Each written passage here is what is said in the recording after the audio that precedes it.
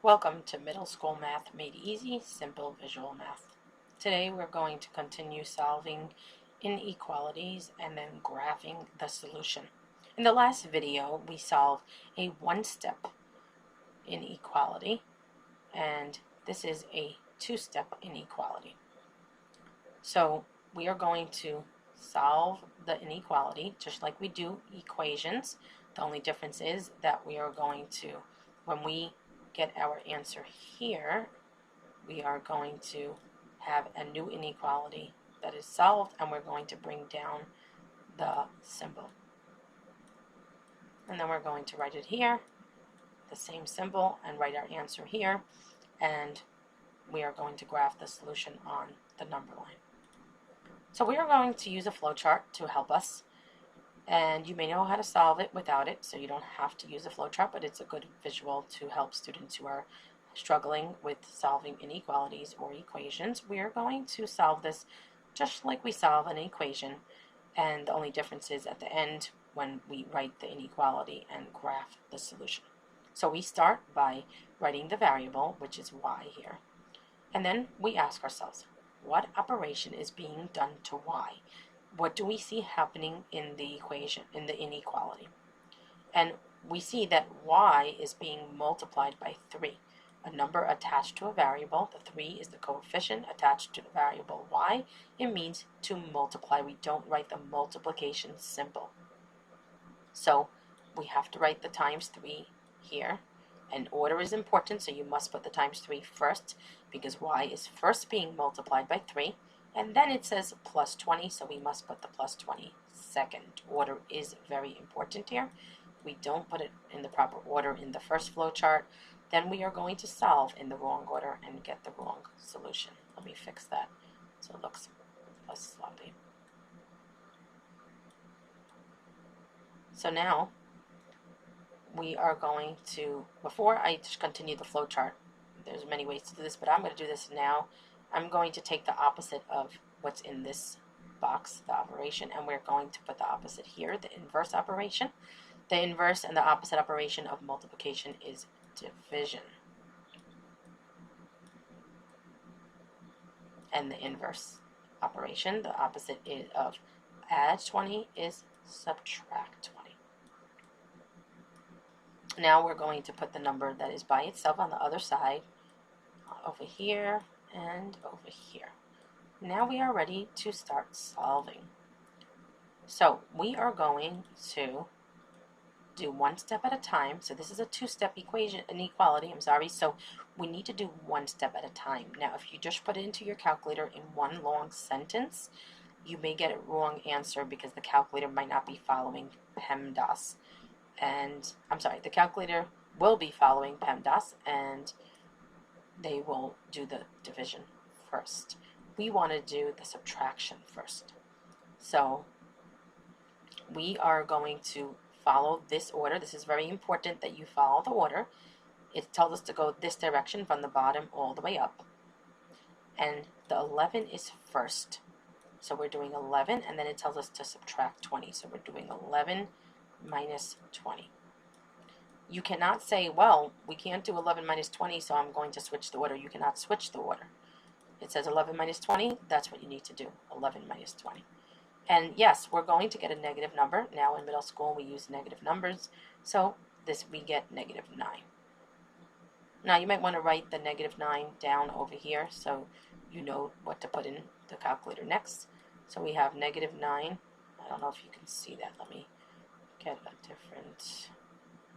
Okay, so we have negative 9 over here, and now it tells us to divide by 3. So we're going to do negative 9 divided by 3. And remember, it's very important that you keep the order here as well. You have to follow the order. It doesn't matter if the numbers are small or large, we follow the order. We can work with decimals, fractions, negative numbers. Now you're in middle school, you're going to work with all different types of numbers. And negative 9 divided by 3 is negative 3. So now we're going to do something that we do not do by the equation. If this was an equation, we would just say y is equal to negative 3.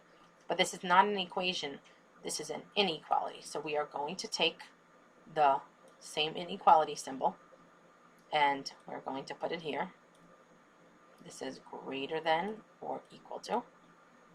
And this is our new inequality that we solved. So that means y can be anything that is greater than or equal to -3. We always use the same inequality symbol unless you're multiplying or dividing by a negative number.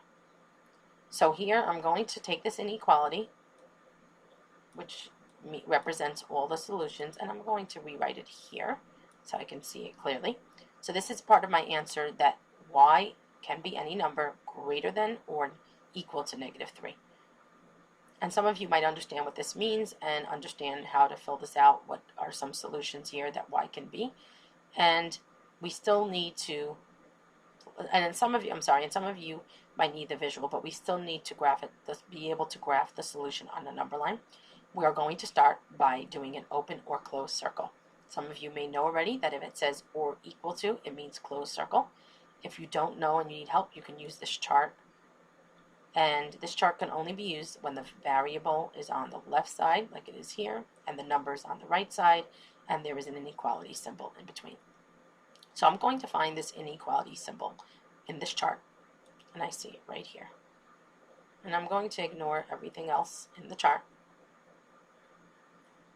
and I'm just going to follow what it says. It says that I'm going to be using a closed circle. So I'm going to be using a closed circle. Where do I put the closed circle? Well, I'm going to put it by this number here, -3. If they give you a blank number line, then you just draw the write the -3, and you write the number to the right and to the left of it. So I'm going to draw a closed circle by the -3. Now I need to determine, am I going to have an arrow to the right or to the left?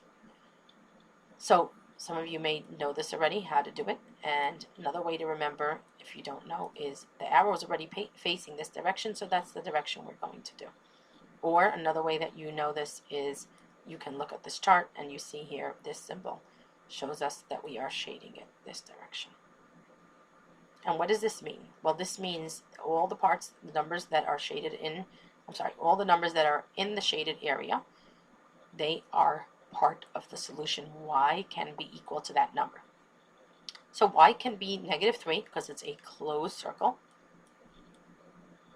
And just to check, let's see, instead of y, if I write -3 and I ask myself, is -3 less than, not less than, greater than, let me fix this so you can see it.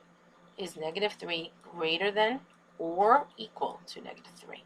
Well, it's not greater than, but it is equal to. So yes, it is a solution. What about -2? -2 is also a solution. It is part of the shaded in area.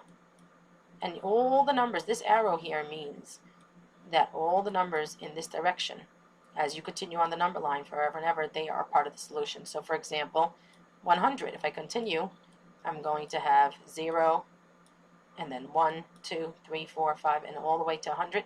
100 is going to be part of the solution. And let's see if that makes sense. So let me erase this.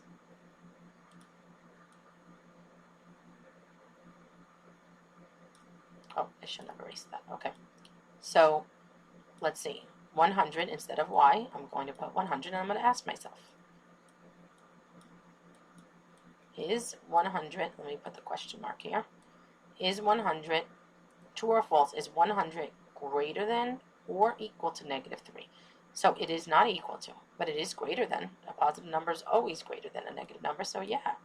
So if you test a few numbers, that's another way to help you see if you are correct, if you shaded in the correct direction.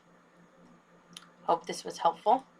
And for more resources and worksheets with the flowchart and with all the visuals, please go to the My Teachers Pay Teacher store. You can create an account which is free, and then you can have access to the resources.